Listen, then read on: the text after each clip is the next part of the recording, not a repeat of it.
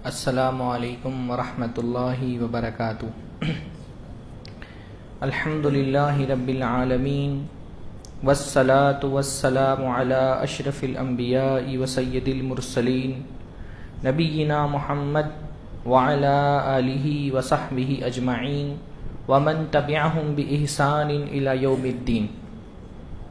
اعوذ باللہ السمیع العلیم من الشیطان الرجیم من حمزہ ونفخہ ونفثہ۔ بسم اللہ الرحمن الرحیم۔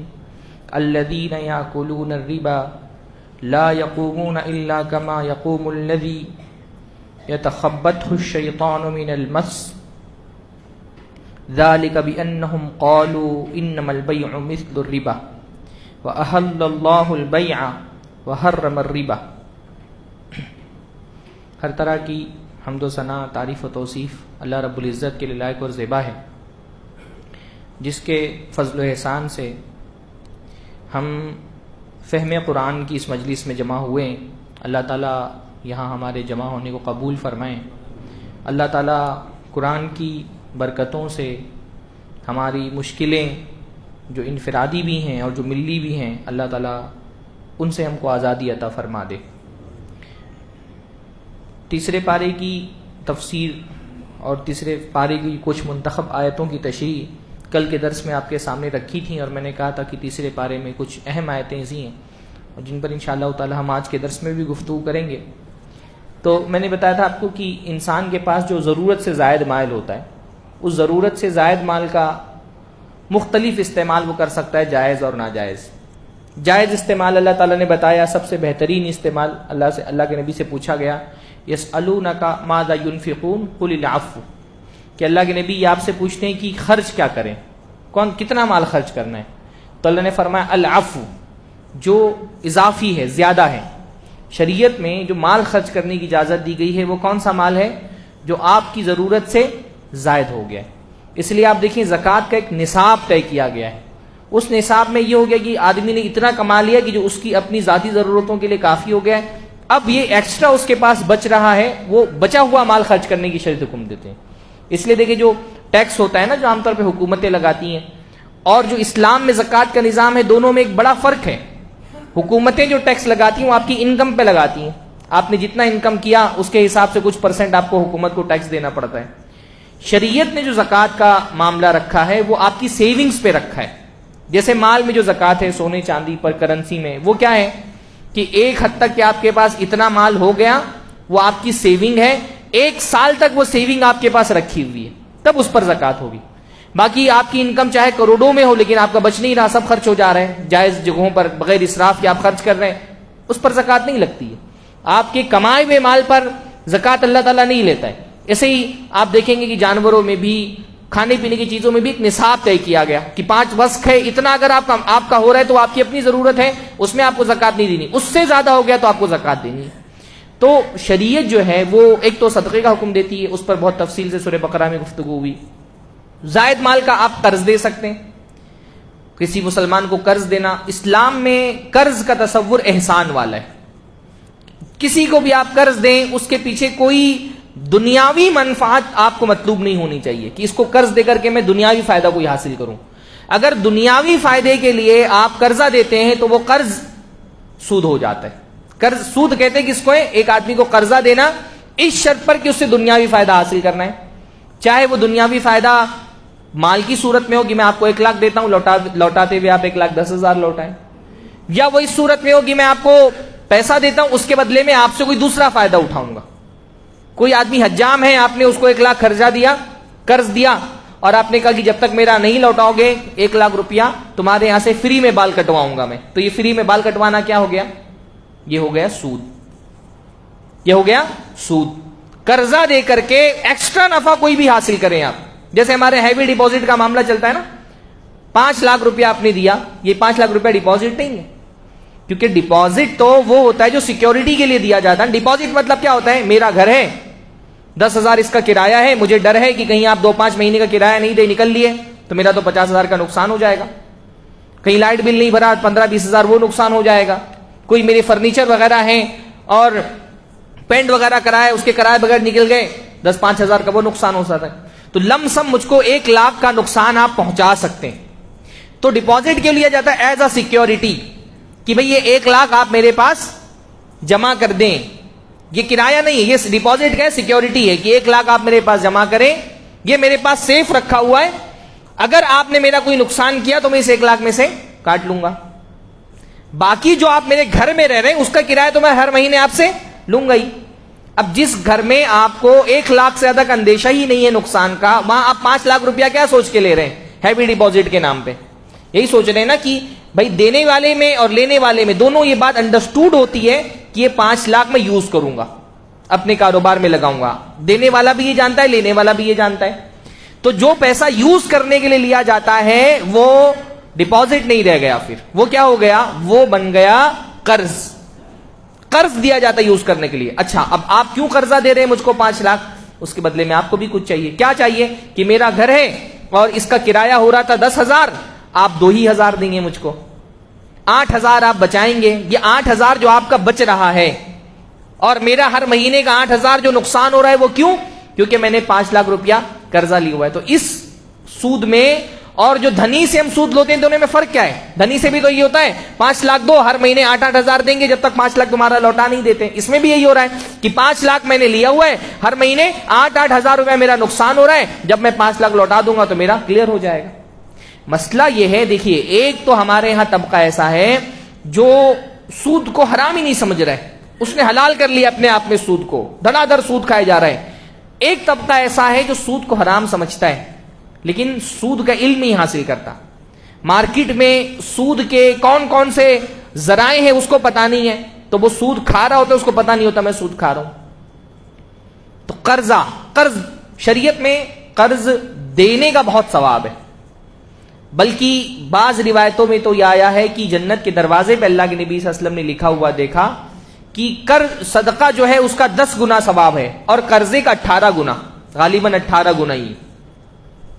تو اللہ کے نبی کو تعجب ہوا کہ قرض کا ثواب صدقے سے زیادہ, صدقے میں تو آپ کسی کو مالک بنا دیتے ہیں, قرضے میں تو آپ واپس لے رہے ہیں پیسہ, تو قرض دینے کا ثواب صدقہ دینے سے زیادہ کیسے ہو گیا؟ تو اللہ کے نبی نے جب فرشتے سے پوچھا تو فرشتے نے جواب دیا کہ صدقہ تو ہر کوئی لیتا ہے, جو ضرورت مند ہے وہ بھی مانگ لیتا ہے, جو نہیں ضرورت مند وہ بھی مانگ لیتا ہے, پر قرضہ آدمی بہت ضرورت کے تحت مانگتا ہے. تو بعض مرتبہ قرضے کا ثواب صدقے سے برابر ہے, بعض مرتبہ قرض کا ثواب صدقے کے برابر ہے, کبھی زیادہ بھی ہو جاتا ہے کبھی برابر بھی ہوتا ہے. بعض روایتوں میں آتا ہے کہ قرض کا ثواب صدقے کے برابر ہے, اور بعض روایتوں میں, اکثر روایتوں میں آتا ہے کہ قرضے کا ثواب آدھی صدقے کے برابر ہے. کسی کو آپ نے 1 لاکھ قرض دیا, 50,000 صدقہ کرنے کے برابر آپ کو ثواب ملے گا. 2 بار 1 لاکھ روپیہ قرضہ دے دیا تو آپ کو 1 لاکھ روپیہ صدقہ کرنے کا ثواب مل جائے گا. تو قرضہ دینا بڑا نیکی کا کام ہے, اور یہ نیکی بغیر کسی دنیاوی فائدے کے حاصل کرنی چاہیے. اور جب قرضہ دینے کا ایک اصل میں معاشرے میں جب قرضہ دینے کا مزاج ہوتا ہے تو قومیں آگے بڑھتی ہیں, ہے نا, ملک ترقی کرتا, کمیونٹی ترقی کرتی. میرا کوئی بھائی ہے, کاروبار نہیں اس کے پاس, میں نے اس کو 5 لاکھ قرضہ دے دیا, بھائی تو بھی اپنا کاروبار کر, تیرا کاروبار کھڑا ہو جائے, تھوڑا تھوڑا کر کے مجھ کو لوٹا دینا, بینک میں پیسہ پڑا رہے, اس سے بہتر ہے کہ میرا بھائی کو یوز کر لے. قرضہ دینے سے کمیونٹی آگے بڑھتی ہے.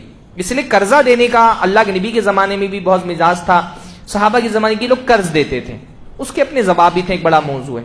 البتہ قرضہ لینے سے آدمی کو آخری حد تک پرہیز کرنا چاہیے, بہت کوشش کرنا چاہیے کہ قرضہ لینے کی نوبت اس کے اوپر نہ آئے. اس لیے اللہ کے نبی صلی اللہ علیہ وسلم مستقل جن چیزوں سے پناہ مانگتے تھے ان میں سے کیا تھا؟ قرض, کہ اللہ تعالیٰ قرض سے تیری پناہ ہے, کہ قرض نہ میرے سر پر آئے. لینے والے آدمی کو تو یہ کرنا ہے کہ آخری حد تک اس کو کوشش کرنی ہے کہ وہ نہ لے, آخری حد تک کام چلا لے. ہاں لیکن قرض ایک سماجی مجبوری ہے, کبھی ضرورت پیش آ سکتی ہے تو شریعت نے اجازت دی کہ لے سکتا ہے, لیکن اگر لے لے تو بہت کوشش کرے کہ اس کو دے, واپس لوٹائے, جتنا جلدی ہو سکے واپس لوٹا دے. بہت سارے لوگ جو ہے نا وہ قرضہ مانگنے کے عادی ہوتے ہیں, عادت ہوتی ہے. بعض احباب کو میں نے دیکھا ہے اپنی زندگی میں کہ کوئی ان کی زندگی میں ایسا ٹچ والا آدمی نہیں بچتا جس سے انہوں نے قرضہ نہ لیا.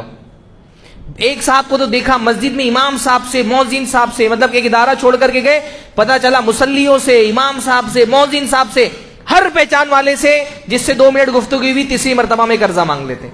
قرضہ مانگنے کا طریقہ بھی کیا ہوتا ہے؟ ارے 10,000 دیجیے, بس ابھی کل لوٹاتا ہوں. نہیں 10,000 تو نہیں ہے, اچھا 5,000, 2,000, 1,000, 500 ہی دے دیجیے.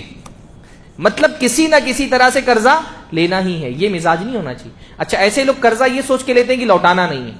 اللہ کے نبی نے فرمایا جو مہر یہ سوچ کر کے طے کرے کہ میں مہر دوں گا نہیں, بس طے کر لیا دوں گا نہیں, بہت سارے علاقوں میں ایسا ہوتا ہے. اللہ کے نبی صلی اللہ علیہ وسلم نے فرمایا قیامت کے دن اس کا حشر زانیوں میں ہوگا, زانیوں کے ساتھ اٹھایا جائے گا. کیونکہ زنا میں اور نکاح میں کیا فرق ہے؟ مہر دیکھیے ایک حلال طریقے سے لیتے ہیں عورت کو اپنے نکاح میں. میں بہت سارے علاقوں میں نے دیکھا اعظم گڑھ وغیرہ کی طرف کہ بڑا 5 لاکھ 10 لاکھ مہر باندھ رہے ہیں. تو میں نے بولا یار اتنا تو ہمارے علاقوں میں مہر نہیں باندھی جاتی ہے, تو یہاں کیسے؟ تو کہا دیتا کون ہے مولانا؟ وہ تو بس اس لیے کہ طلاق نہ دینا پڑے. لوگوں کو لگتا ہے جب طلاق دینا ہے تب مہر دینی ہے. نہیں, عورت کو اجازت ہے. یہ قرآن مجید میں سورہ بقرہ میں موضوع ہے باقاعدہ نا, سورہ بقرہ میں یہ موضوع آیا ہے کہ عورتوں کا مال مت کھاؤ, حلال طریقے سے ان کو دو. جب نکاح کر لیا اس کو مہر دو. اگر عورت یہ کہے کہ مہر نہیں دو گے تو میں چھونے نہیں دوں گی اپنے آپ کو, تو اس کو حق ہے. پر ایک زمانے سے یہ رواج رہا کہ لوگ مہر طے تو کر دیتے ہیں, دیتے نہیں ہیں. حتیٰ کہ جب آدمی مر جاتا ہے تو لوگ عورت سے کہتے ہیں مہر معاف کر دو. ہاں, جنازہ اٹھنے لگتا ہے تو بولتے ہیں مہر معاف کر دو. تو اللہ نے فرمایا جو نکاح کرتے وقت مہر یہ سوچ کے طے کرے کہ میں مہر نہیں دوں گا, قیامت کے دن اس کو زانیوں کے ساتھ اٹھایا جائے گا. اور جو قرضہ لیتے ہوئے یہ سوچے کہ میں واپس نہیں کروں گا, قیامت کے دن اس کا حشر چوروں میں سے ہوگا, چوروں کے ساتھ حشر کیا جائے گا اس کا. تو قرضہ آخری حد تک کوشش کرنا ہے کہ نہیں لینا ہے, مجبوری میں لے لیا تو لوٹانا ہے. جب اللہ حدیث کے اندر آتا ہے کہ جب بندہ قرضہ لوٹانے کا ارادہ کرتا ہے تو اللہ تعالیٰ اس کی مدد بھی کرتا ہے, اللہ تعاون کرتا ہے کہیں نہ کہیں سے کہ تم اس کو لوٹا لے جاؤ. اس کے بارے میں بڑے پیارے پیارے واقعات ہیں کہ ایک آدمی نے سوچا تو اللہ نے اس کی مدد کی, اور جو نہیں دیتا ہے اللہ نے فرمایا مطل الغنی ظلم. غنی آدمی اگر وہ ٹال مٹول کر رہا ہے دینے میں, پیسہ ہے اس کے پاس, بعض لوگوں کو دیکھنے میں آتا ہے ان کا قرضہ باقی, ان کا قرضہ باقی, کسی کو قرضہ نہیں دے رہے, حج کر کے آ رہے ہیں. ارے بھائی پہلے قرضہ لوٹاؤ لوگوں کا, عمرہ کرنے جا رہے ہیں, شادیاں کر رہے ہیں ٹھاٹ باٹ سے, اور قرضہ 10 لوگوں کا باقی کسی کا نہیں لوٹا رہے. ظلم ہے, حرام ہے آپ کے لیے ٹال مٹول کرنا. ایک آدمی جو دے سکتا ہو قرضہ پھر بھی نہ لوٹائے, ٹال مٹول کرنا اس کے اوپر حرام ہے. تو یہ سورہ بقرہ میں اللہ تعالیٰ نے بہت تفصیل کے ساتھ جو ہے وہ دین کے حکام بیان کیے, قرض کے حکام. قرض لو تو لکھ لو, آپس میں کوئی ایک معاہدہ بنا لو, گواہ بنا لو, بعد میں بہت سارے مسائل پیدا ہوتے ہیں. تو قرضہ جو بھی ہو وہ لکھ کر کے رکھنا چاہیے, اس پر گواہ بنا کر کے رکھنا چاہیے. خاص طور پہ اپنے گھر والوں میں سے جو ہوتے ہیں ان کو وصیت کر کے رکھنا چاہیے کہ میرا اتنا اتنا قرضہ باقی ہے. کیونکہ اللہ کے نبی صلی اللہ علیہ وسلم جنازے کی نماز نہیں پڑھاتے تھے ایک آدمی کی جب تک اس کا قرضہ کلیئر نہ ہو جائے. یہ چھوٹا موٹا مسئلہ نہیں ہے, جنازے کی نماز نہیں پڑھاتے تھے جب تک قرضہ کلیئر نہ ہو جائے. پورا اس کے ساتھ اللہ کے نبی تفصیلات پوچھتے تھے کسی کا قرضہ باقی ہے کہ نہیں باقی ہے. تو قرضہ بڑا اچھا, ہمارے معاشرے میں یہ بھی بڑی مشکل چیز ہے, کسی کی موت ہو جاتی ہے, 10 لوگوں کا قرضہ لے کر کے رکھا ہے, مرنے کے بعد جب وہ قرضدار آتا ہے اپنا قرض مانگنے کے لیے تو وارثین بولتے ہیں ابا کا تھا, ابا جانے, ہم کو کیا پتا. ایسا نہیں چلے گا. اگر مر بھی جائے آدمی قرضہ معاف نہیں ہوتا. مرنے کے بعد سب سے پہلے جو پیسہ بچتا ہے اس سے انسان کی تجہیز و تکفین ہوتی ہے, جو کفن وغیرہ پہنانا اس کو ہے. اس کے بعد دوسرا کام ہے قرضہ لوٹانا, جو پیسہ وہ چھوڑ کے گیا اس سے قرضہ لوٹائیے. تیسرا کام ہے وصیت اگر کی تھی تو 1/3 مال میں سے وصیت نافذ کریے. پھر جو بچتا ہے اس میں وارثوں میں تقسیم ہوگا. انشاءاللہ سورہ نساء میں اس کی تفصیل آئے گی. تو یہ نہیں بول سکتے ہیں آپ کہ ابا نے لیا تھا ابا جانے, ہاں لیکن پختہ ثبوت ہونی چاہیے, ورنہ بڑا قرضہ جو ہے نا وہ بہت مشکل چیز ہو سکتی ہے آپ کے لیے. بلکہ ایک روایت میں غالباً آیا یغفر لشہید کل ذنب الا الدین, کہ شہید کا بھی ہر گناہ معاف کر دیا جاتا ہے, قرض کے علاوہ. قرض نہیں معاف ہوتا, شہید ہو گیا تو بھی قرض نہیں معاف ہوتا ہے. تو ایک قرضے کے بہت تفصیلی احکام ہیں. ربا کے احکام ہیں. اللہ نے فرمایا الذین یاکلون الربا لا یقومون الا کما یقوم الذی یتخبطہ الشیطان من المس, کہ جن لوگوں نے ربا کھایا ہوا ہے, سود کھایا ہے, وہ قیامت کے دن ایسے اٹھیں گے جیسے وہ شخص ہوتا ہے جس کو شیطان نے چھو کر کے خبتی بنا دیا ہوتا ہے. آسیب زدہ آدمی, جن جس کو پکڑ لیتا ہے نا وہ ایک دم کانپ رہا ہوتا ہے. آسیب زدہ آدمی کو آپ نے کبھی اس کی کیفیت دیکھی ہوگی, ایسے ہی اٹھے گا وہ, یہ حالت اس کی ہوگی خوف کے مارے. ربا سود بہت بڑا جرم ہے. ذالک بانہم قالوا انما البیع مثل الربا, ایسا کیوں ہے؟ کیونکہ انہوں نے کہا کہ کاروبار بھی تو ایک طرح کا سود ہے. انما البیع مثل الربا, بے بھی تو ربا ہی کی طرح ہے. بہت سارے لوگ جو ہے نا وہ ایک تو ہوتا ہے کہ آدمی سود کھا رہا ہے اس کو حرام سمجھ رہا ہے. بہت سارے لوگوں نے سود کو حلال کر لیا. حرام چیزوں کو حلال کر لینا زیادہ بڑا گناہ ہے. ایک تو ہوتا آدمی حرام کھا رہا ہے لیکن اس کو اعتراف ہے کہ میں حرام کھا رہا ہوں، اس کو تو گناہ ملے گا ہی، وہ بھی شدید گناہ ہے، لیکن حرام کو آدمی حلال کر لے. بہت سارے لوگ بولتے ہیں ارے مارکیٹ میں حلال کی فکر کریں گے تو زندہ نہیں رہ سکتے، کاروبار نہیں کر سکتے. یعنی وہ یہ بولنا چاہتے ہیں کہ اللہ نے غلط شریعت نازل کر دی، 2022 کے لیے شریعت اللہ نے نہیں نازل کی تھی. ہاں، یا کرلا کے لیے اللہ تعالیٰ نے، کرلا میں ممبئی کے لیے، ہندوستان کی مارکیٹ کے لیے قرآن اور حدیث کی آیتیں نہیں ہیں، یہ بس عرب کے لیے تھی. یہ بہت بڑا گناہ ہے کہ آدمی اللہ کی شریعت پہ ہی تہمت ماننے لگے کہ اللہ نے شریعت ہی غلط نازل کر دی ہے. تو اللہ کے نبی کے زمانے میں بھی بعض مشرک تھے، کہا کہ انما البیع مثل الربا، کہ کاروبار بھی تو سود کی طرح، حالانکہ ایسا نہیں ہے. کاروبار ایک الگ چیز ہے، سود ایک الگ چیز ہے. سود کو اللہ نے حرام کیا ہے، کاروبار کو حلال کیا، اتنا ہی کافی ہے. کوئی فرق سمجھ میں نہ آئے تو یہی فرق کافی ہے نا. اللہ نے فرمایا انما احل اللہ البیع وحرم الربا، اللہ نے کاروبار کو حلال کیا ہے، خرید و فروخت کو حلال کیا ہے، اور ربا اور سود کو حرام کیا ہے. اتنا اچھا اس کو سمجھیے آپ. اللہ کے نبی نے فرمایا کہ الربا 70 حوبا، کہ ربا کے 70 درجات ہیں. ایک درجے کا ربا نہیں ہوتا ہے، سود کے 70 درجات ہیں، لیولز ہیں. ایسرھا، اور سب سے جو چھوٹے درجے کا سود ہے اس کا گناہ کیا ہے؟ این کہ ہر رجل امہ، کہ کوئی آدمی اپنی ماں کے ساتھ زنا کر لے. ہاں، کوئی آدمی اپنی ماں کے ساتھ زنا کر لے. کیا ہوتا ہے مطلب؟ آپ دیکھیے نا کہ ماں میں اگر کوئی آدمی کہے کہ ماں سے نکاح نہیں کر سکتے، اس سے کہا جائے تو وہ یہی بولے کہ ماں میں اور دوسری عورت میں کیا فرق ہے؟ دوسری عورت کے پاس بھی وہی سب کچھ ہے جو ماں کے پاس ہے، تو ماں سے کیوں نہیں کر سکتے نکاح؟ ہے نا بھائی، بس اتنا کافی ہے نا کہ ماں سے نکاح اللہ نے حرام کیا ہے، اتنا کافی ہے بندے کو بچنے کے لیے. جیسے سود کھانے والا کیا بولتا ہے، سود میں اور کاروبار میں کیا فرق ہے؟ یہ فرق کافی ہے کہ سود اللہ نے حرام کیا، کاروبار حلال کیا. ورنہ تو کوئی بولے گا ماں بھی تو عورت ہے، دوسری عورتیں بھی عورت ہیں، تو ماں سے کیوں نہیں نکاح کر سکتے؟ ہاں، بہرحال تو ربا بہت بڑا گناہ ہے. اللہ تعالی نے فرمایا یا الذین آمنوا اتقوا اللہ وذروا ما بقی من الربا ان کنتم مومنین، اے لوگو جو ایمان لائے ہو اللہ سے ڈرو اور جو بھی سود ہے اس کو چھوڑ دو. یعنی پہلے تو مسلمانوں میں سود بھی جو ہے وہ ایک ایک کر کے حرام کیا گیا. پہلے جو ڈبل سود لیتے تھے اس کو حرام کیا گیا. یہ جو میں نے ہیوی ڈپازٹ والا بتایا نا کہ جب تک آپ نہیں لوٹائیں گے جو آپ کا اماؤنٹ ہے وہ بڑھتا ہی رہے گا. ایسا ہی ہوتا ہے نا، ای ایم آئی وغیرہ جو لیتے اس میں کیا ہوتا ہے، سود بڑھتا جا رہا ہے اور جو اپنا مدعا ہے وہ دینے کی نوبت ہی نہیں آ رہی، پھنسا رہتا ہے آدمی کے اندر. اللہ کے نبی صلی اللہ علیہ وسلم کو معراج کے وقت ایک آدمی دکھایا گیا جو خون کی ایک نہر ہے اس میں وہ ڈوب رہا ہے، اور جیسے ہی وہ کنارے آنے کی کوشش کرتا ہے ایک بندہ کنارے پہ کھڑا ہے، وہ پتھر سے مار کر کے اس کو واپس اندر بھیج دیتا ہے. خون کی لہر میں ڈوب رہا ہے وہ، خون کی نہر میں. تو اللہ کے نبی سے پوچھا گیا کہ یہ کون ہے، تو کہا کہ یہ سود کھانے والا ہے. سود کھانے والا دنیا میں بھی لوگوں کے ساتھ یہ معاملہ کرتا ہے نا کہ ایک آدمی سے کو قرضہ دے دیا، اب سود لے رہا ہے. اب وہ بیچارہ جو قرضہ لیا ہوا ہے وہ بھی بیچارہ نہیں، وہ بھی حرام کھا رہا ہے. اب وہ کیا کرتا ہے، وہ پیسہ جمع کر کے دیتا ہے، اس کو لگتا ہے کہ میرا قرضہ پورا ہو جائے گا، پتہ چلتا ہے تو صرف سود دیا ہے ابھی. ہاں، پھر واپس پیچھے چلا جاتا ہے، پھر پیسے جمع کر کے دیتا ہے اور اس کو لگتا ہے میرا قرضہ ختم ہو جائے گا، پتہ چلا بھی سود دیا ہے. بڑا شدید گناہ ہے یہ. پہلے اس کو حرام کیا گیا، پھر مطلق سود کو حرام کر دیا گیا. اور افسوس کے ساتھ یہ کہنا پڑتا ہے کہ مسلم معاشروں میں سود ایسا عام ہو گیا ہے کیونکہ جو دنیا کی اکانومی جو کنٹرول کر رہے ہیں بینکرز، ان کا سود میں بہت فائدہ نا. ابھی مجھے کچھ سامان خریدنا تھا تو میں نے سوچا ایک پیمنٹ پہ سامان خریدتا ہوں ای ایم آئی کے بغیر، تو دیکھا ای ایم آئی پر بڑے فائدے دیے ہوئے. ہاں، ڈسکاؤنٹ ہے 10% 20% ڈسکاؤنٹ، اور آدمی اگر ایک پیمنٹ پہ سامان خرید رہا ہے مہنگا مل رہا ہے سامان. کیونکہ کمپنیوں کو، بینکس کو یہ معلوم ہے کہ سود پہ اگر لے گا بندہ، اگرچہ وہ 0 ای ایم آئی لیکن پتا ہے کہ یہ بھر نہیں پائے گا ٹائم پہ، انسٹالمنٹ نہیں بھر پائے گا، انسٹالمنٹ بھر نہیں پائے گا. اس کو اکثر لوگوں کو انسٹالمنٹ بھرنے میں تاخیر ہو جاتی ہے، پھر ان کو ایکسٹرا پیسہ دینے ہی پڑتے ہیں. اس لیے بینکرز کو یہ بات پتا ہے، وہ اچھے سے سمجھتے ہیں آپ کی مجبوریاں.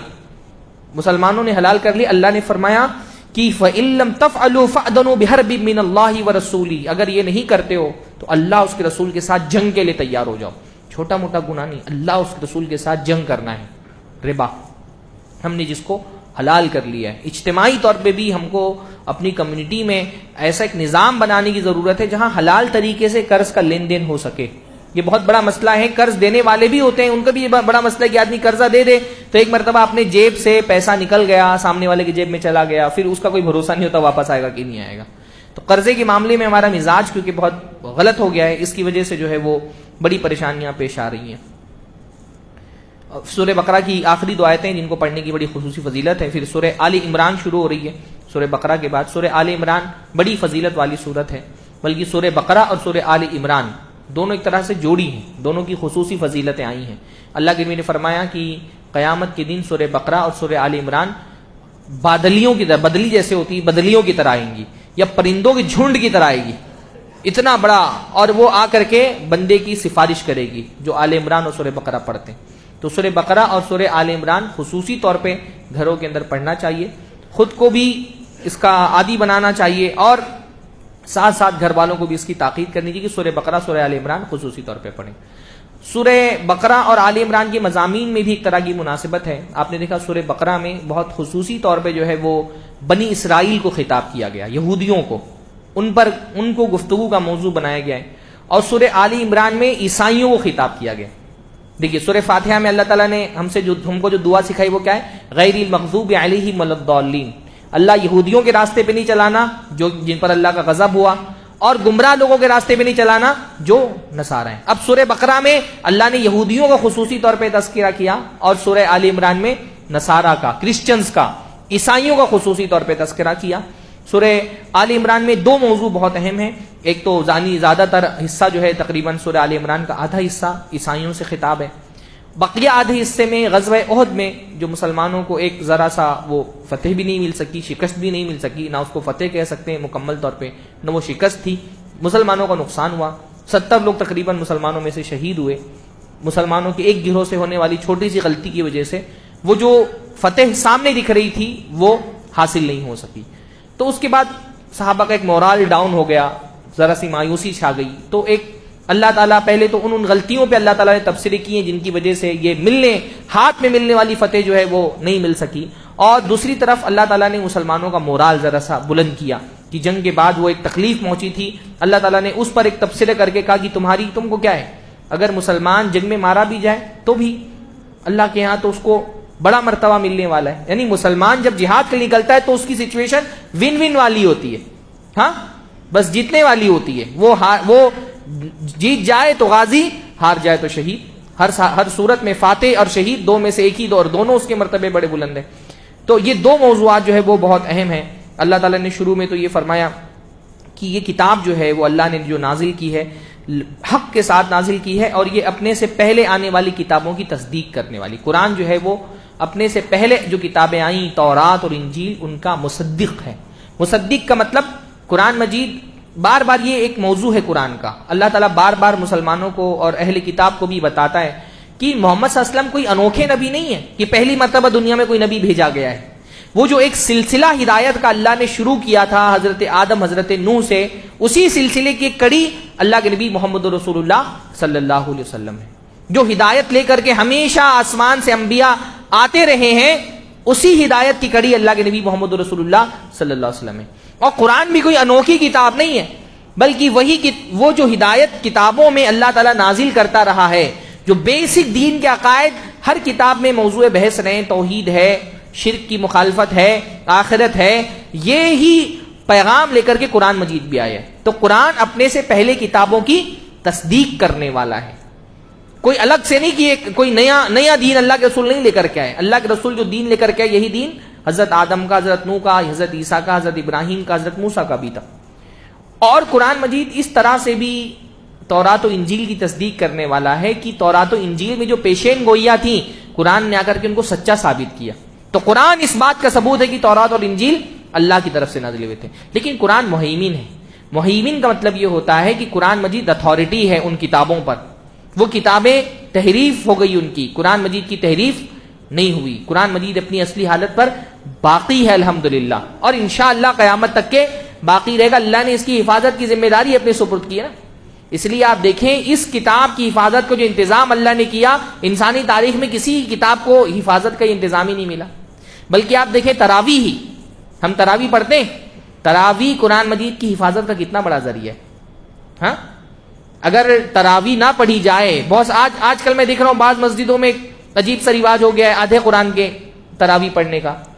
اللہ کے بندو، تراویح تو اصلاً اس میں طول قیام اصل ہے، لمبی قیام.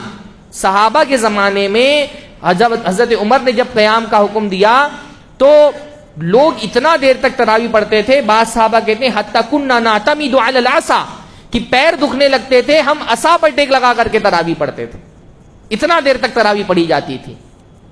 اور بعض روایتوں میں آتا ہے وما كنا ننصرف حتى في فروع الفجر، ہم فجر کی ایک دم شروعات سے پہلے ہی ہم نماز ختم کرتے تھے، تراویح کی پوری رات نماز پڑھتے تھے. ہماری ہمتیں اتنی پست ہو گئی ہیں، خاص طور پہ یہ کورونا میں ہم کو سہارا مل گیا ہے، لوگ آدھی قرآن کی تراویح پڑھ رہے ہیں. ٹھیک ہے کہیں پر کسی مسجد میں ایک آدھ انتظام ہو جائے آدھے قرآن کا تو کوئی بات نہیں ہے، لیکن کم سے کم ایک مرتبہ قرآن ختم کرنا چاہیے. دیکھ شیعوں کیا تراویح نہیں پڑھی جاتی، اس لیے شیعوں کے آپ کو حافظ بہت کم ملیں گے. ہمارے یہاں جو حفاظ اتنی بڑی تعداد میں کیوں ہیں؟ کیونکہ ایک ضرورت ہے، تراویح میں ضرورت پڑتی ہے حافظ کی، لوگ تلاش کرتے ہیں حافظوں کو کہ حافظ چاہیے. تو یہ تراویح بھی جو ہے نا وہ قرآن کے حفاظت کا ایک بہت بڑا ذریعہ ہے، اس کو ختم نہیں کرنا چاہیے. ٹھیک ہے کسی کی ہمت پست ہے تو ایک آدھ مسجد کوئی ایسی بھی ہو جہاں پہ تراویح کی جو ہے وہ کوئی یا دو جماعتیں ہو جائیں، کبھی ایک مسجد میں پورا قرآن پڑھا جا رہا ہے رات کی، کبھی وقت آدھا قرآن کی تراویح بھی ہو رہی ہے. لیکن یہ بالکل جو ایک اچھی سنت ہے اس کو ختم کرنے کی کوشش نہیں کرنی چاہیے. اللہ تعالیٰ نے فرمایا کہ قرآن مجید جو ہے وہ دو طرح کی آیتوں پر مشتمل ہے. یہ بہت اہم آیت ہے قرآن مجید کی، سورہ آل عمران کی آیت نمبر 7، کہ قرآن کی بعض آیتیں محکم ہیں جن کا معنی بالکل واضح ہے، بعض آیتیں متشابہات ہیں ان کا معنی کلیئر نہیں ہے. تو جن لوگوں کے دل میں ٹیڑھا پن ہوتا ہے وہ کیا کرتے ہیں، محکم آیتوں کو چھوڑ کر کے متشابہ آیتوں کے پیچھے پڑے رہتے ہیں.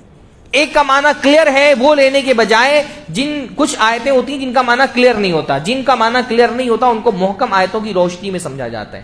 پر جو باطل پرست لوگ ہوتے ہیں وہ کیا کرتے ہیں، آپ دیکھیں گے ان کے استدلال کا طریقہ بہت الگ ہے. اہل حق اور اہل باطل کے استدلال میں کیا فرق ہوتا ہے؟ اہل حق دلیل دیکھ کے استدلال کرتے ہیں اور ایک عقیدہ بناتے ہیں. اہل باطل پہلے ایک عقیدہ بنا لیتے ہیں پھر قرآن مجید میں اس کی دلیل تلاش کرتے ہیں. ایسی چیزوں میں پڑے رہتے ہیں جو متشابہ ہیں، جن کے معنی واضح نہیں ہیں. تو اللہ تعالیٰ نے فرمایا کہ کچھ آیتیں تو ایسی ہیں وَمَا تَعْوِيلُهُ إِلَّا اللَّهُ وَالرَّاسِخُونَ فِي الْعِلْمِ، کہ قرآن میں جو آیتیں ہیں متشابہ ان کی تعویل اللہ کے علاوہ کوئی نہیں جانتا.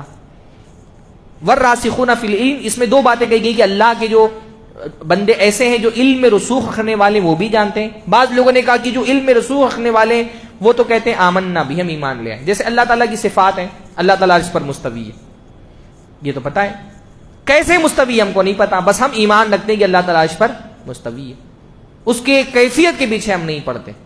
تو قرآن مجید کی اس آیت میں ایک ہم کو علم یہ بھی ملتا ہے کہ علم جو دین کا ہے وہ کن سے حاصل کرنا چاہیے؟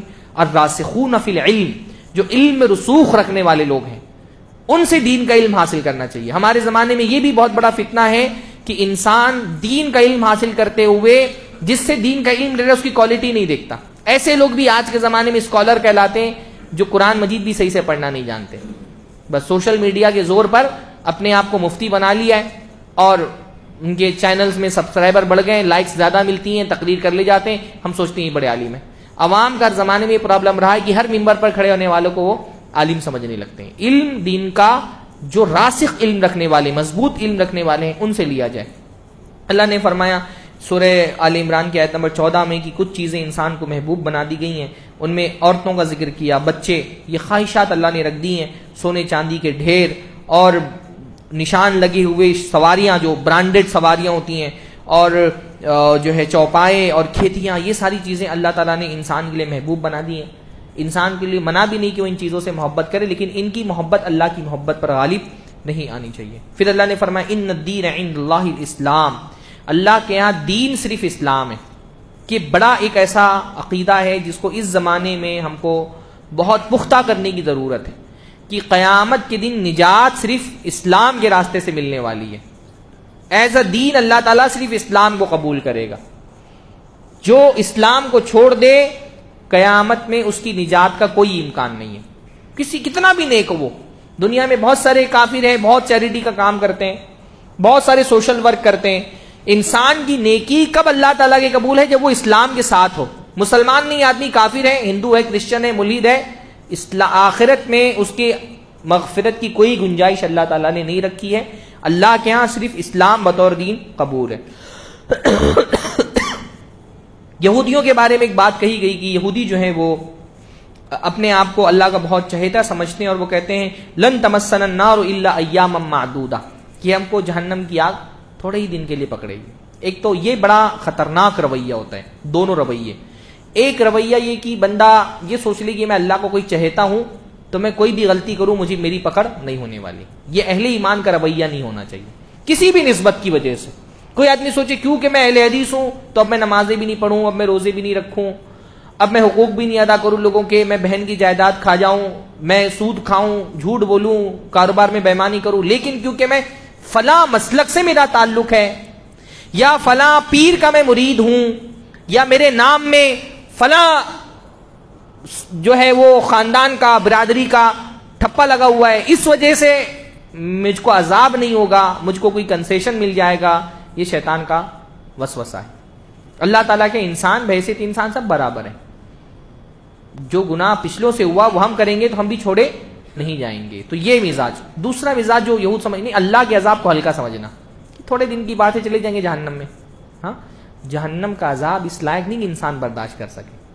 بھئی ایک آدمی عذاب پر ایمان ہی نہیں رکھتا ہے، وہ اگر کوئی گناہ کر رہا ہے تو سمجھ میں آتا ہے کہ بھئی اس کا تو ایمان ہی نہیں ہے. ہم تو عذاب پہ ایمان رکھنے والے ہیں نا. ہم تو یہ بھائی ہم نے کتنی مرتبہ حدیث سنی کہ آدمی کو قبر میں عذاب ہو رہا ہے. کیوں؟ کیونکہ پیشاب کی چیٹوں سے نہیں بچتا تھا اور ایک چغلی کیا کرتا تھا. ہم نماز ہی نہیں پڑھتے. نماز نہ پڑھنا پیشاب کی چیٹوں سے نہ بچنے سے کئی گنا بڑا گناہ ہے. تو ہم کس رزق کس امید پہ گناہ کر رہے ہیں؟ کیا ہمارے پاس گارنٹی ہے کہ ہم نمازیں نہیں پڑھیں، ہم روزے نہیں رکھیں، ہم جھوٹ بولیں، ہم کاروبار میں بےایمانیاں کریں، لوگوں کے حقوق کھا جائیں، کیوں نہیں عذاب ہوگا ہم کو؟ کہ اسپیشل لوگ ہیں ہم؟ شیطان بندے کے ذہن میں بات ڈال دیتا ہے تم اسپیشل ہو، تم کچھ بھی کرو اللہ تعالیٰ تمہاری پکڑ نہیں کرے گا. یہی مسئلہ یہودیوں کا تھا. یا اگر پکڑ کر لے گا تھوڑے دن کے لیے جہنم جائیں گے. افورڈ، جہنم ایسی چیز ہے کہ آپ افورڈ کر سکتے ہیں. ہاں، زکوٰۃ ہی کا معاملہ دیکھیں. اللہ کے نبی نے فرمایا جس نے زکوٰۃ اس کے مال میں سے نکل رہی تھی وہ زکوٰۃ نہیں دیا اس نے، قیامت کے دن کیا ہوگا؟ اگر جانوروں کی زکوٰۃ تھی اس کو لٹا دیا جائے گا اور اس کے اوپر اس کے جانور، ان کی سینگ اور ان کے کھر دنیا سے زیادہ نوکیلے ہوں گے. وہ جانور اس کو کچلتے ہوئے سینگ سے مارتے ہوئے گزریں گے. پہلا جانور، دوسرا جانور، تیسرا جانور. مان لیجئے 50 جانور تھے، زکوٰۃ نہیں دی، پہلا واپس آ جائے گا. یہ عذاب ایک دن میں ہوگا لیکن ایک دن 50,000 سال کے برابر ہوگا قیامت کا. فَيَرَى سَبِيلَهُ إِمَّا إِلَى الْجَنَّةِ وَإِمَّا إِلَى النَّارِ. اس کے بعد اس کو راستہ دکھایا جائے گا. جنتی ہو تو جنت میں جا سکتا، نہیں کافر نہیں ہوگا وہ. ہو سکتا ہے وہ جنتی ہو، جنت میں جانے سے پہلے ہی عذاب اس کے اوپر ہوگا. سونے چاندی سے مال سے زکوٰۃ نکل رہی تھی، نہیں دیا، داغا جائے گا اسی سے. 50,000 سال تک کے عذاب ہوگا جس نے زکوٰۃ نہیں دی اس کو. اللہ کا عذاب ایسا نہیں کہ بندہ یہ سوچے کہ چلو کوئی بات نہیں دیکھ لیا جائے گا جب ہوئے گا تب. نہیں، ایمان والا بندہ تو تھوڑے سے عذاب سے بھی ڈرتا ہے. وہ کہتا ہے ربنا اصرف عنا عذاب جہنم ان عذابها کان غراما. اللہ ہم کو جہنم کے تھوڑے سے بھی عذاب سے بچانا، کیونکہ اس کا عذاب بہت بڑا جرمانہ ہے. چھوٹے سی سستی کا بہت بڑا جرمانہ ہے. تھوڑا سا آپ کو 1-2 گھنٹہ فجر میں نیند مل گئی، بھائی بعد میں تو اٹھیں گے نا، 8 بجے 9 بجے 10 بجے اٹھیں گے، 2-3 گھنٹہ نیند لے لی، کیا اس کے بدلے میں ہم قبر میں آگ بھر رہے ہیں اپنے. 2-3 گھنٹے کی نیند کے بدلے قبر میں آگ بھری جا رہی ہے. تو کتنا خطرناک یہ معاملہ. اللہ کے عذاب کو ہلکا نہیں سمجھنا چاہیے. اسی طرح سے بڑی پیاری آیت جو ہے وہ سورہ آل عمران کی آیت نمبر 31 ہے. قل ان کنتم تحبون اللہ فاتبعونی یحببکم اللہ. اگر تم کو اللہ سے سچی محبت ہے میری اتباع کرو. خاص طور پہ عیسائیوں کے کانٹیکسٹ میں بات ہو رہی ہے نا. لو مطلب ہم خدا سے بہت محبت کرتے ہیں، خدا ہم سے بہت محبت کرتا ہے. آپ دیکھیں گے عیسائیوں کا یہ کلمہ ہے. اگر تم کو اللہ سے سچی محبت ہے تو تم کو بغیر محمد صلی اللہ علیہ وسلم پر ایمان لائے ہوئے اللہ کی محبت نہیں مل سکتی. اللہ کی محبت یہ ہے کہ محمد صلی اللہ علیہ وسلم کی اتباع کرو. سچی محبت اتباع میں دکھنی چاہیے. جو بدعتی ہے وہ اللہ کے رسول سے سچی محبت نہیں کرنے والا ہے. سچی محبت کرنے والا اللہ کے نبی کے پیچھے چلتا ہے. ہم میں سے کون آدمی جو بولے گا ہم کو اللہ کے رسول سے محبت نہیں ہے؟ ہر کوئی بولتا ہے محبت ہے، پر محبت کی دعوے داری زبان سے قبول نہیں ہوگی جب تک کہ وہ محبت تمہارے عمل میں دکھائی نہ دے. اور عمل میں کہاں دکھائی دیتی؟ اتباع میں. رسول سے محبت ہوگی نماز پڑھیں گے، رسول سے محبت ہوگی حقوق ادا کریں گے، رسول سے محبت ہوگی تو دین پر عمل پیرا ہوں گے. تو یہ بتایا گیا محبت کا معیار کیا ہے. محبت کا معیار یہ نہیں کہ سال میں آپ نے 2 جلوس نکال لیے، اس میں ڈی جے بجا کر کے نعتوں پر ڈانس کر لیا، یہ محبت نہیں ہے. محبت کے معیارات غلط طے کہہ دیے شیطان نے. یہ شیطان پہلے تو محبت سے ہی روکتا ہے، محبت سے نہیں روک پاتا تو محبت کا معنی غلط بتا دیتا ہے. پھر آل عمران کا ذکر آیا. عمران کون تھے؟ عمران جو ہے وہ حضرت مریم علیہ السلام کے والد کا نام ہے.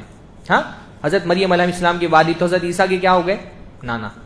یہ آل عمران جو ہے وہ اللہ تعالیٰ کے، یعنی آل عمران یعنی عمران کے خاندان کے لوگ، عمران کے گھر کے لوگ، یہ اللہ تعالیٰ کے چنے ہوئے لوگ تھے.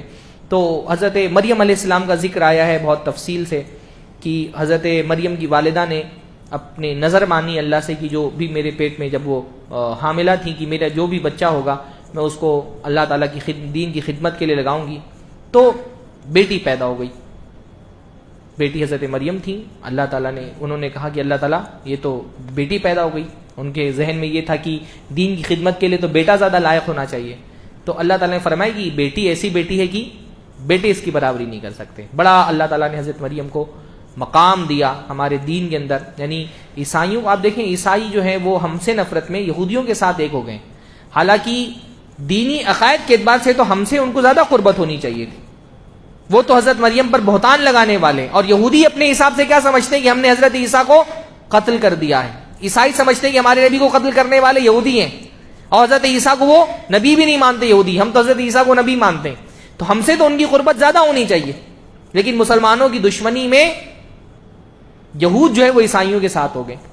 تو یہ عیسائیوں کو دعوت دی جا رہی کہ دیکھو مریم علیہ السلام کا مقام کتنا زیادہ بلند ہے ہمارے دین کے اندر. جب وہ پیدا ہوئی اور پھر اللہ تعالیٰ نے جو ہے وہ ان کو چن لیا، اور لوگوں کو کیونکہ پتا چلا کہ یہ بڑی نیک ہیں تو ہر کوئی ان کی پرورش کرنا چاہتا تھا. ان کے لیے خصوصی محراب میں ایک جگہ طے کی گئی عبادت کرنے کی. پھر حضرت زکریا کا واقعہ بیان ہوا بڑا پیارا کہ وہ ان کے گھر میں جب جاتے محراب میں تو دیکھتے کہ پھل ہے الگ الگ، تو پوچھتے کہ یہ پھل کہاں سے آئے، بغیر موسم کے پھل. تو کہتے اللہ تعالیٰ نے عطا فرمائے. تو حضرت زکریا نے کہا کہ جب اللہ تعالیٰ بغیر موسم کے پھل دے سکتا ہے تو میری عمر زیادہ ہو چکی، میری بیوی بوڑھی ہو چکی ہے، بانجھ ہے، لیکن اللہ تعالیٰ کے عطا سے میں مایوس نہیں ہوں، اور دعائیں کہ اللہ سے. اور اللہ تعالیٰ نے حضرت یحییٰ ان کو عطا فرمائے بطور اولاد. ہاں اچھا، یہ دیکھیے ہم بعض مرتبہ دعائیں کرتے ہیں تو ہم سوچتے ہیں یار 2 دن سے دعا کر رہا ہوں، 2 ہفتے سے دعا کر رہا ہوں، 2 مہینے سے دعا کر رہا ہوں، دعا قبول نہیں ہو رہی. حضرت زکریا کب سے دعا کر رہے ہوں گے؟ حضرت زکریا کب سے دعا کر رہے ہوں گے؟ بھائی نیک آدمی شادی سے پہلے سے دعا کرتا ہے نا کہ اللہ نیک اولاد عطا فرما. کب جا کر کے دعا قبول ہو رہی ہے؟ بڑھاپے میں. کتنی پیارے الفاظ ہیں وہ، ربی انی وہن العظم منی واشتعل الراس شیبا ولم اکن بدعائک ربی شقیا. یہ اللہ تعالیٰ میری ہڈیاں کمزور ہو گئی، میرے بال سفید ہو گئے، لیکن میں تجھ سے دعا کرنے سے مایوس نہیں ہوں، کبھی میں نامراد نہیں ہوں. تو کبھی کبھی دعا دیر سے قبول ہوتی ہے. بندے کو ہمیشہ وابستہ رہ شجر سے امید بہار رکھ، ہمیشہ اللہ سے امید قائم رکھنی چاہیے کہ ہو سکتا ہے اللہ تعالیٰ نے ایک وقت طے کیا ہے، جب وقت آئے گا تب اللہ تعالیٰ دے گا انشاءاللہ تعالیٰ. تو حضرت مریم کا بہت تفصیل سے تذکرہ آیا. اہل کتاب کو دعوت دی گئی، یا اہل الکتاب تعالوا الی کلمۃ سواء بیننا وبینکم الا نعبد الا اللہ. اے اہل کتاب اس کلمے کی طرف آؤ جو ہم میں اور تم میں کامن ہے کہ ہم اللہ کے علاوہ کسی کی عبادت نہ کریں. توحید ہر دین کا ایک بنیادی دعوت رہی ہے. ہر نبی توحید کی دعوت لے کر کے آیا، بعد میں لوگ بہک گئے اور توحید کی دعوت سے برگشتہ ہو گئے. پھر اللہ تعالیٰ نے جو ہے ایک اصول یہ بیان فرمایا لن تنالوا البر حتى تنفقوا مما تحبون، کہ نیکی کو تم اس وقت پہنچ سکتے ہو جب تم وہ چیز خرچ کرو جس کو تم کو محبت ہے. محبوب چیزیں اللہ کے راستے میں قربان کرنے کا جذبہ پیدا کرو. وما تنفقوا من شيء فإن الله به عليم. اور جو بھی تم خرچ کرتے ہو اللہ تعالیٰ جاننے والا ہے. یعنی خرچ کرنے کے معاملے میں انسان کا مزاج یہ نہیں ہونا چاہیے کہ جو بچا کچھ ہے وہ دے دیں، یعنی بس جو ہم کو نہیں پسند ہے وہ بعض مرتبہ مسجدوں میں نے دیکھا کہ کوئی نوٹ نہیں چل رہی ہوتی ہے، پھٹی کٹی ہے تو مسجد کے ڈبے میں ڈال دو. محبوب چیزیں اللہ کے راستے میں قربان کرو. ایک صحابی اللہ کے نبی صلی اللہ علیہ وسلم کے پاس آئے جب یہ آیت نازل ہوئی، جو سب سے پسندیدہ باغ، یعنی صحرا میں رہنے والوں کے لیے باغ سب سے پسندیدہ ان کا ہوتا تھا نا، یعنی جو لوگ ریگستان میں رہتے ہیں باغ سب سے قیمتی مال ہوتا ہے ان کا، وہ باغ اللہ کے راستے میں دے دیا. محبوب چیزیں اللہ کے راستے میں قربان کرنے کی کوشش کرو. اللہ کے نبی نے اس لیے اس معنی میں ایک حدیث میں فرمایا کہ تصدق وانت صحیح شہیح، اس حال میں صدقہ کرو جب تمہارے جسم کے اعضاء سلامت ہیں اور تمہارے اندر مال کی لالچ ہے، تب خرچہ کرو. ورنہ کیا ہوتا ہے، آدمی زندگی بھر پیسہ جمع کرتا ہے، جب موت کا وقت قریب آ گیا تو کہتا ہے کان علی فنا، کان علی فنا، کہ فلاں کو اتنا دے دینا، فلاں کو اتنا دے دینا میرے مرنے کے بعد. وقت کان علی فلاں، وہ تو دوسرے کا مال ہے جو تم دے رہے ہو.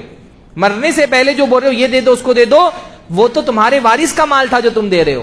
جب تمہارے اندر تندرستی ہے، مال کی لالچ ہے، اس وقت مال خرچہ کرو، یہ اصل چیز ہے. پھر اللہ تعالیٰ نے جو ہے وہ اللہ تعالیٰ نے فرمایا اللہ کی رسی کو مضبوطی سے تھام لو اور فرقوں میں مت بٹو. فرقوں میں بٹنے کا مطلب کیا ہوتا ہے؟ ہمارے یہاں فرقوں میں بٹنے کا مطلب یہ سمجھ لیا گیا ہے کہ اپنے منہج کو کوئی نام دے دینا فرقے میں بٹنا ہے. فرقے میں بٹنے کا مطلب ہوتا ہے اللہ کے دین کو چھوڑ دینا. فرقے قرآن مجید میں، حدیثوں میں جو فرقوں میں بٹنے سے منع کیا گیا اس کا یہ مطلب نہیں کہ آپ اہل حدیث ہیں تو اپنے آپ کو اہل حدیث کہتے ہیں تو آپ فرقے میں بٹ گئے. بھائی اپنے مسلک کو کوئی امتیازی نام دینا یہ تو دعوت کی مصلحت ہے.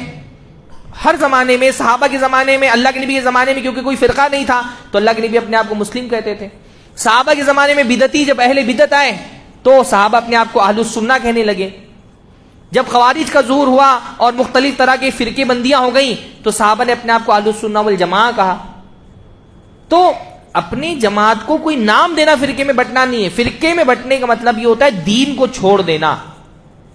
دین کو پکڑ کے جو رکھا ہے وہ فرقے میں بٹنے والا نہیں ہے. اس لیے ان آیتوں کی تفسیر جو ہماری روایتی تفاسیر ہیں ان میں جب آپ پڑھیں گے تو آپ کو پتا چلے گا کہ ان آیتوں کا مصداق خوارج کو، روافض کو قرار دیا گیا کہ انہوں نے دین کو چھوڑ دیا. اصل میں دین کو چھوڑ دینا فرقے میں بٹنا ہے. باقی ظاہر سی بات ہے مسلک کا نام رکھنا، منہج کا کوئی نام رکھنا یہ تو ایک ضرورت ہے نا، ایک دعوتی ضرورت ہے. بھائی میرے پاس کہیں سے فون آیا کہ جو ہے فلاں علاقے پہ میں ہوں اور مجھے دین سیکھنا ہے تو میں کن لوگوں سے سیکھوں؟ تو اگر میں بولوں مسلم سے دین سیکھ لو تو قادیانی بھی اپنے آپ کو مسلم بولتا ہے، بہائی بھی اپنے آپ کو مسلم بولتا ہے، بوری بھی اپنے آپ کو مسلم بولتا ہے. تو بتانا پڑے گا نا کہ دین کے اتنے سارے ورژن ہیں تو کون سا ورژن ہے جو واقعتاً خالص اسلام والا ہے. ایک دعوتی مصلحت ہے. بھائی کسی کی بچی ہے، اس کو رشتہ لے کر کوئی لڑکا آیا، اب لڑکے سے پوچھا سسر جی نے کہ تم جو ہے وہ کیا ہو؟ میں مسلم ہوں. تو ہو سکتا ہے قادیانی ہو وہ بھی اپنے آپ کو مسلم بولتا ہے، ہو سکتا ہے بہائی ہو وہ بھی اپنے آپ کو مسلم بولتا ہے.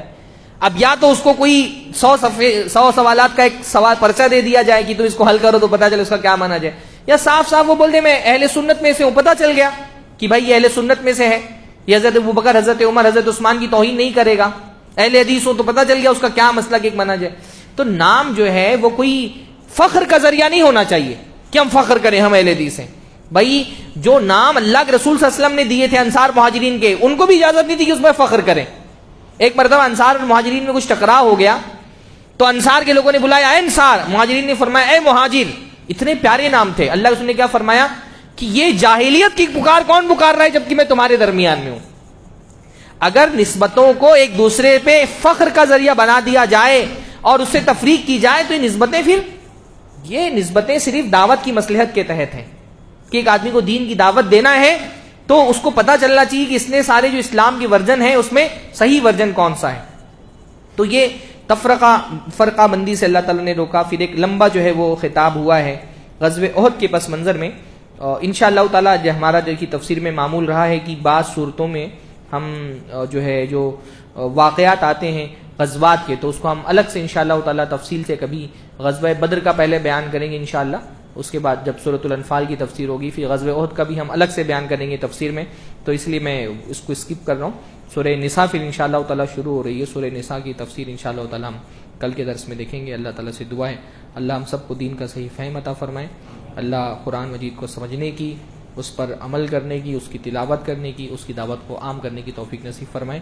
اقول قولی ھذا واستغفر اللہ لی ولکم ولسائر المسلمین واستغفروہ انہ الغفور الرحیم. وآخر دعوانا ان الحمد للہ رب العالمین. سبحان اللہ وبحمدہ سبحانک اللہم وبحمدک اشہد ان لا الہ الا انت استغفرک واتوب الیک.